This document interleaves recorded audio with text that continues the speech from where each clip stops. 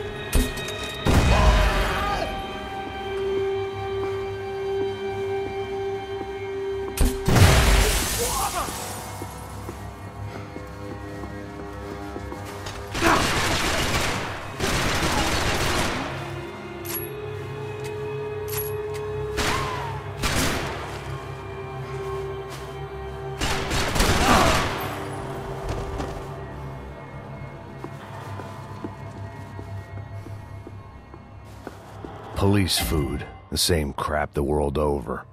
But I could reminisce about the old days later. For now, there was more pressing matters to deal with.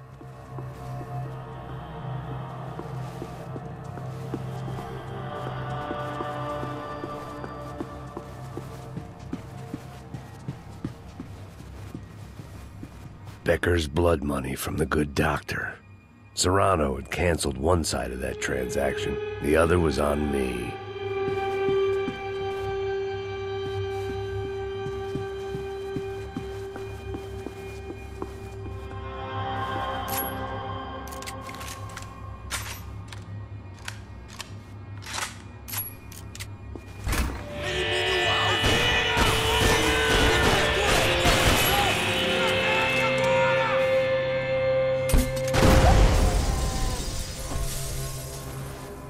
They'd come from the control room. It looked like the security cameras were still running.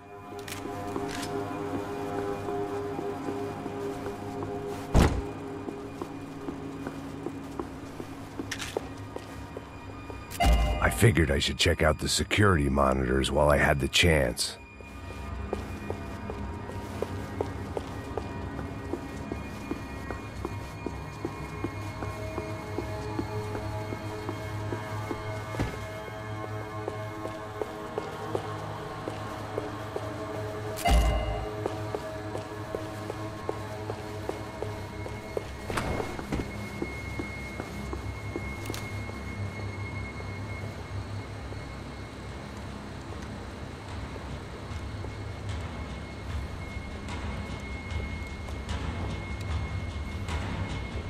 It looked like the prisoners were giving them a run for their money.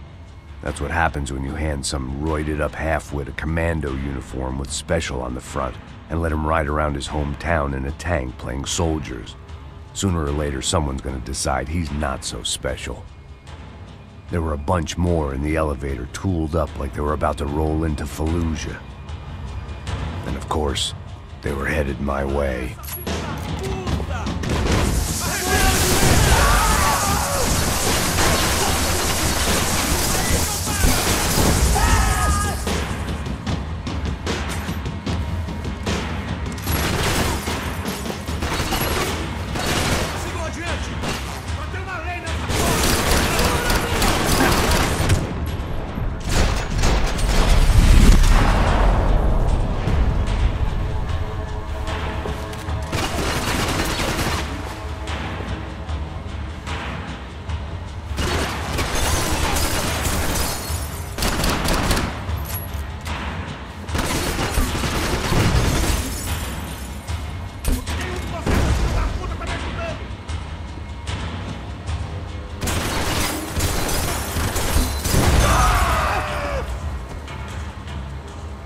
If the heat was rising, that meant I was getting closer to the source. I had to keep moving.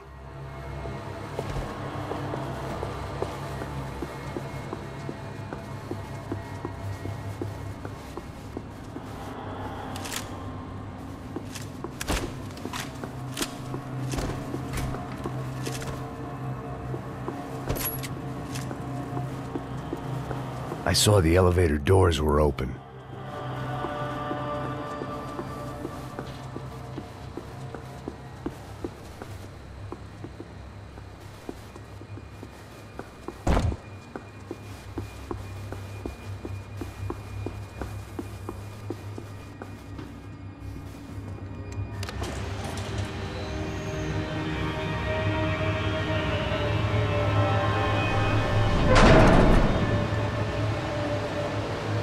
If there was one thing I learned since being in Sao Paulo, it was that me and the local elevators were not a good mix.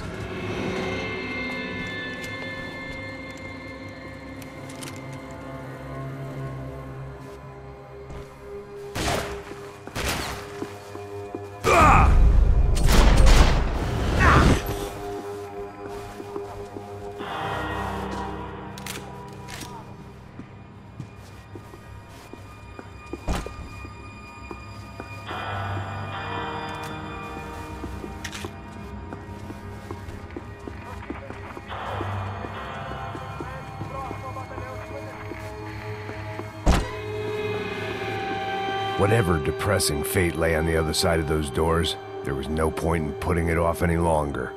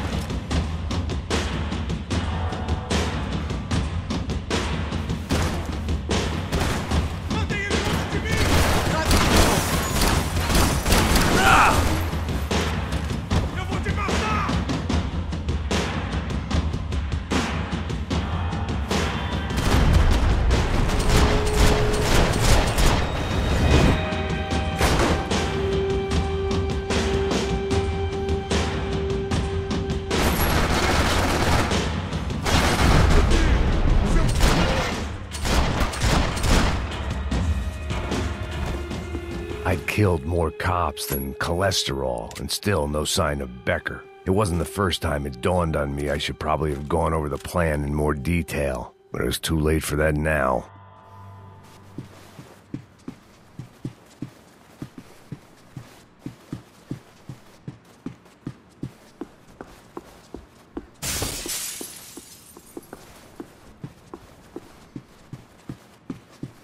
AUP. Those were the guys who jumped the yacht in Panama. And what was this? Had the Brazilian cops tipped them off about the money?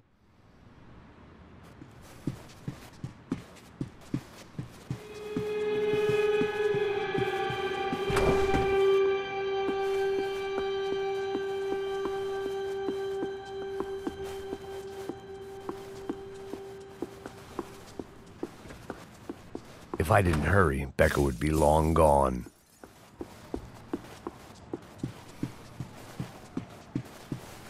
Special for Sao Paulo's own David and Goliath. I'd pinned De Silva as a coward, but he'd risked more than anyone, and he'd never taken a bribe.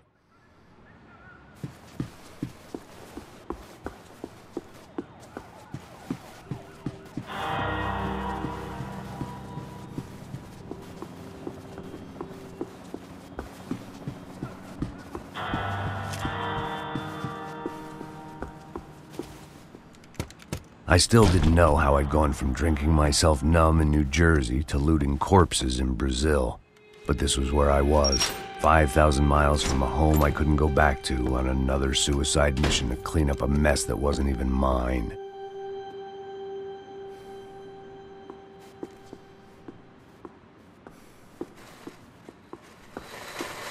I'd spent my career dozing off in the briefing room.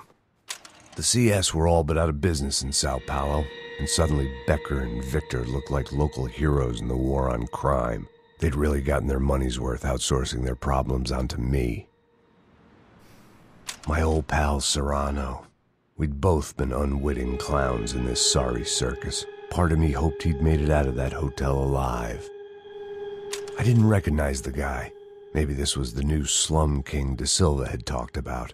A throne never stays empty for long. Fame at last. It was no great surprise I'd made Ufe's most wanted list. I hadn't done much to improve the reputation of Americans abroad over the past few weeks. And there they were, my illustrious employers. 3 dead and still every chance I'd go 4 for 4. None of this was going to look good on the resume. And I was in good company. Howell Passos, sent up north to find a washed-up gringo who would act tough and play dumb. Boy, did he ever deliver.